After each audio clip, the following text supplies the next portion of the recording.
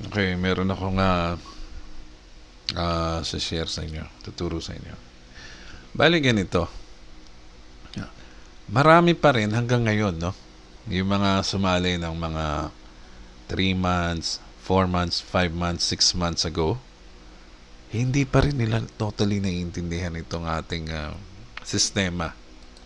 Hindi nila nare-realize, no? Ganito, maganda i-play ko yung nabanggit ni Ben Glinsky doon sa video niya, pero hindi biglaan lang kasi to no. Meron lang kasi ako naka-chat na isang member na nag-iisip siya, sabi niya, "Sir, baka pwede lumipat na lang ako sa'yo. Kasi itong si upline ko, hindi siya active." Sabi niya gano'n. Hindi siya active, hindi kami na, kumbaga hindi raw, parang hindi sila na tutulungan, gano'n. Hindi sila na-assist. Sabi ko, bakit naman po? Kailan pa po ba kayo nag-join dito? Sabi niya, siguro mga 4 months, 5 months na ago. Ganun ba? Sabi ko, sayang naman po kung hindi nyo itutuloy kasi parang nangihinayang ako na lilipat pa siya kasi alam nyo ba dito sa ating sistema ng ating company, ito ay ginawa na hindi ka para umasa kay upline o hindi ka gaya ng mga traditional yung mga sinalihan natin in the past, no? May asahan talaga doon. May abangan ng ng batuhan ng tao. Ipasa mo naman sa akin yan. Ilagay mo na lang sa left leg ko yan. Para mag-pairing ako at kikita ako. Hindi ganun. Hindi ito designed na umasa ka sa taas mo, sa upline mo. Alam mo kung bakit? Kasi tignan mo yun nga, sinasabi ko sa kanya, alam mo po ba, sinabi ko dun sa chat ko, alam mo po ba na si upline ay kakompetensya mo rin. Si upline ay hindi yan magbibigay ng direct referral niya sa'yo. Kasi yun ang design ng system, no? Kasi isipin mo bakit ko sinabing hindi yan magbibigay ng direct referral ni upline sa'yo? Kasi, tingnan mo, kunwari, ito si upline mo. Stickman, magaling tayo mag-drawing ng stickman. Ito si upline, no? Si upline. Minsan naririnig natin, no? I feel, sorry dun sa mga nalilin lang, no? Ng ibang upline dito na nababanggit nila minsan, Ito, hindi nila napapansin to, no? Para bang ginagawa nilang at pang-attract sa mga tao yung babatuhan nila ng spillover yung kunwari yung recruit nila, sa akin ka sumali, babatuhan kita ng spillover, maglalagay ako sa ilalim mo, yan, ganyan. Dahil malakas ako mag-recruit, malamang mabatuhan kita sa ilalim mo ng maraming downline. Sorry po at hindi na po ganun ang sistema. Hindi ganun mag-work ang sistema, no? Tingnan mo kung bakit, ha? Tingnan mo kung bakit. Palagi mo na si upline nagbato ng tao sa'yo, no? By the way, hindi niya control kung saan babagsak yung tao sa ibaba, no? Ang sistemang naglalagay ng mga position dyan. So, ibig sabihin, pag nagkaroon si upline ng direct referral, hindi siguradong sa'yo patak, no? Maaring 100 na kayo nandito, no? 100 na kayo dito sa level na to. Diyan, bago ka sumali, syempre marami ng tao dyan, no? In between, no? Marami ng tao in between. Hindi porke si upline ay malakas mag-recruit. Okay, syempre pakilala niya, ganito ako, magaling ako. Marami akong recruit, babatuhan ko kayo ng spillover. Hindi porke ganun, ay ikaw na ang babagsakan ng direct referral niya. Dahil dito, napakaganda ng system natin. Kahit ikaw ang direct referral, wala kang control kung saan papatak yung yung bagong recruit mo. Pwede kay Pedro, pwede kay Juan na nandito sa level mo, kaparehas mo ng level, di ba? Marami kayo dito, 100 na kayo dito. Pwede mapunta dito or pwede mapunta dito. Kung saan merong bungi, doon ipapatak ng system, no? So, hindi ka garantisado malalagyan ni upline agad. Kahit pa super recruiter machine yan si upline, hindi mag-aantay ka rin dyan ng matagal, no? Okay? So, burahin nyo na yung asa kay upline mentality. Hindi na nag-work yan dito. At saka, tignan mo bakit ka babatuhan ni upline ng referral niya? Ang direct referral may $25, no? Fast start bonus kagad yan. Meron kagad siyang $25. Bakit niya ibabato yan sa'yo? Bakit niya ibibigay yung downline niya sa'yo? O bukod pa dyan, tingnan mo bukod pa sa $25 na matatanggap niya, nakakabit pa yung direct referral niyang tao na meron siyang 50% every month kung magkano man ang kitain nito monthly, no? Kunyari, ito ay masipag at nagtagal na din sa Live Good, and then later on kumikita na siya ng 1,000 a month, no? O sabihin mo na 1,000 na lang, no? US dollar 'yon, no? Yung 50% permanent ito, nakakapit yan dyan. Meron siyang 50% sa 1,000 na tatapatan ng company. Kung 1,000 ang kinita mo, nitong downline na to, 1K, o meron siyang $500 na ibibigay ng company. Hindi ibabawas sa 1K yan, ha?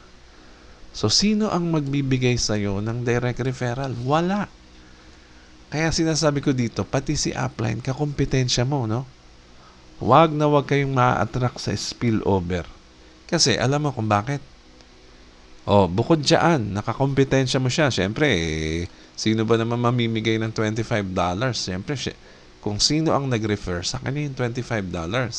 And then, ito pa ang maganda, yung permanent matching bonus mo na 50% na ima-match ng company sa future na kikitain ng mga tao na direct mo. Sino magbibigay niyan? Wala. So, parang kanya-kanya to. Mangyayari dito, kanya-kanyang kayod talaga. Kanya-kanyang battle ito, labanan, no? Makakuha ng downline, makakuha ng direct.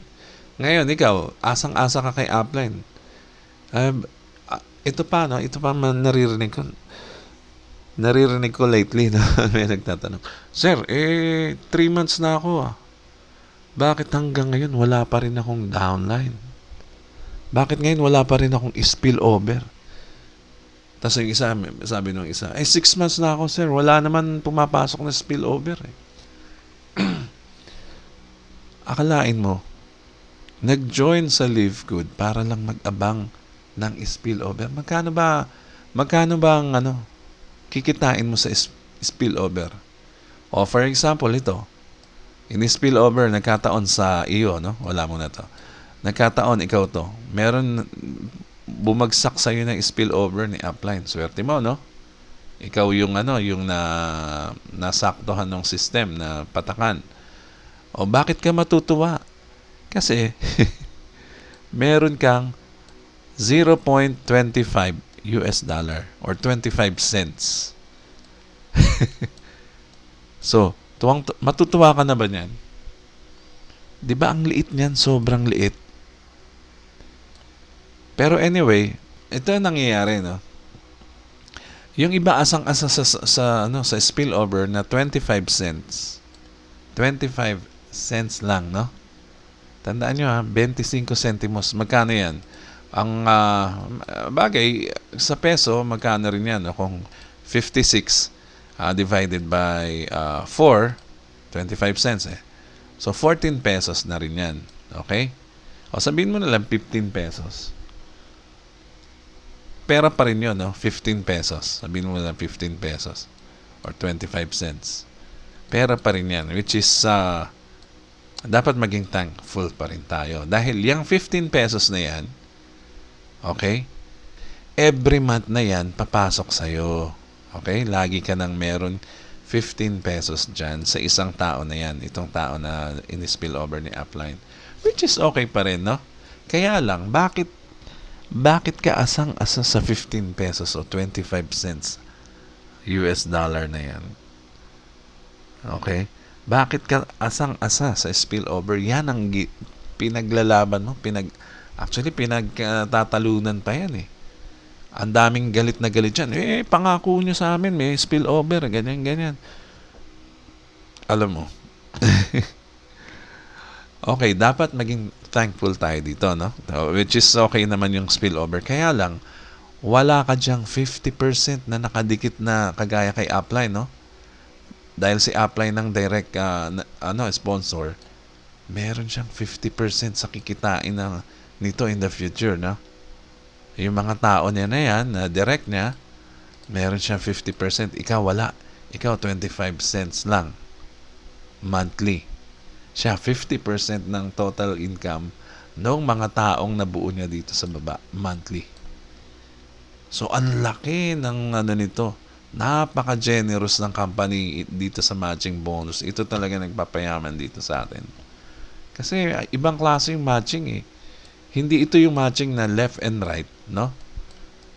Bago ka kumita ng certain commission. Dito, kahit isa lang yung tao, tatapatan ng company ng 50%. Kung magkano kinita ng tao, tutumbasan niya ng 50%. Kung 100, meron kang 50 pesos, $50. Kung 1,000, meron kang $500. Kung 2,000, meron kang $1,000. Hindi mo na kailangan ng matching, no? So ganito, isipin mo na lang, wag tayong aasa sa spillover, no? Wag tayong mag-abang. Dahil pag sumali ka dito, mag-focus ka, mag-recruit, mag-direct, mag-invite, no? Lahat tayo, kahit si top earner na nasa taas, na pinakataas ng organization natin, lahat yan, hindi yan titigil mag-recruit. Hindi rin sila pwede mamigay ng $25 para sa iyo, tsaka yung 50%. Ang laki niyan. Ang laki ng mawawala at tsaka yung effort nila, di ba? Sayang naman. So dito, kanya-kanya. Hindi wag kang maniwala sa matamis na matamis na sinasabi, na binabanggit ng mga upline nyo na spillover dahil malakas siya. Wag kayong maniniwala dyan. So, dito, sariling kayod mo. Okay? Hindi naman mabigat dali ng live code. Napakagaan kasi ang liit lang ng entry. Napakaliit lang ng entry dito eh. Ang dali-dali nito, ang dali-dali mag-invite. Ang dali-dali manguha ng email address ng mga kaibigan mo, ipasok mo sa system. O, di ba? Tsaka, ang live code, dito sa live code, kahit pa ang labanan dito ay recruiting, no? Yung invites. Yan, yung inviting. Kahit pa ganyan ang labanan. Kasi, hindi naman ikaw ang magpipilit dun sa ni-recruit mo eh. Hindi mo na kailangan explain. Bahala na ang leave code mag-follow up sa taong ipinasok mo sa system, no? Yun ang maganda pa dito, no? Ito ang maganda sa leave code kasi makuha mo lang yung name. Okay, name lang naman kailangan natin, no? Name tsaka email address ng tao. Ang gaan yan. Ang dali na niya, no? Name tsaka email. And then, live good na bahala mag-recruit sa kanya, mag-lock in. O, di ba? Kasi pre-enrolled mo na siya dyan eh. Name and email, free naman yan eh.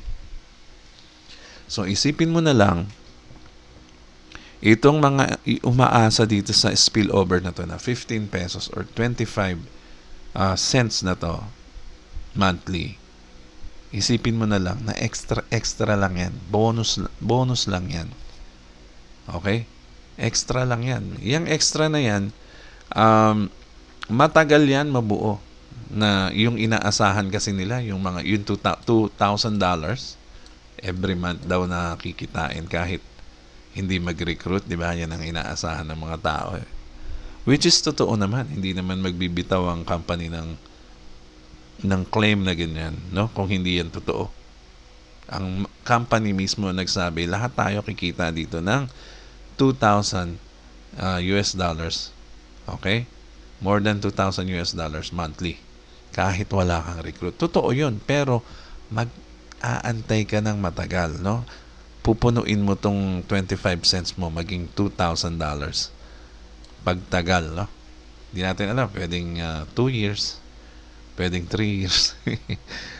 Pero bakit ka mag-aantay ng matagal? Kung kaya mo naman gawin, mag-collect ng emails tsaka names ng mga friends mo, no? At ipasok mo sa system, and then ang system na magre-recruit sa kanila. Magpa-follow up every day sa email nila. So, ganun lang. Wag na wag kayong umasa kay upline. Hindi ito design para umasa kay upline, no? Yung iba, ganun na nangyayari, no? Kala nila, ay naku, magaling to dito ako sasali kay upline na to. Naku, ang daming recruit nito. Hindi ganun. Kahit sabihin mong 500 tao na na-recruit niya. 500 tao na recruit niya, no? At magpo-produce pa siya ng maraming spillover. Hindi ganun. Mas maraming tao na in between, no, bago ka sumali. Mas matagal ka mag-aantay, mapatakan ng system, no? Hindi naman kontrolado ni upline yan, kagaya ng sinabi ko noong una. So, yun. Wag na wag kayong umasa dito sa 25 cents na to, no? Monthly. Well, maganda dahil monthly, no? Nadadagdagan every month yung ano mo, no? Sa spillover. Pero matagal. Kailan ka pakikita ng $2,000 niyan kung ang purpose mo lang ng pagsali dito ay mag-abang, no? Pangit, no? Sayang yung time. So, gawin mo, mag-direct referral ka, makakuha ka ng $25 bawat direct referral, plus permanently 50% ng kikitain ng mga tao mo sa ibaba. Every month yan. Yan ay siguro kumpara sa mga pinasukan na nating companies in the past, no? Wala nang mas maganda pa dito. Yung ganitong yung compensation plan ng Live Good, dahil ito ay talagang hindi lang ikaw kikita, yayaman ka talaga dito basta trabahuin mo lang. So, yan lang muna. Ito po si Edgy Garcia. Mag-subscribe kayo sa akin at maraming salamat po.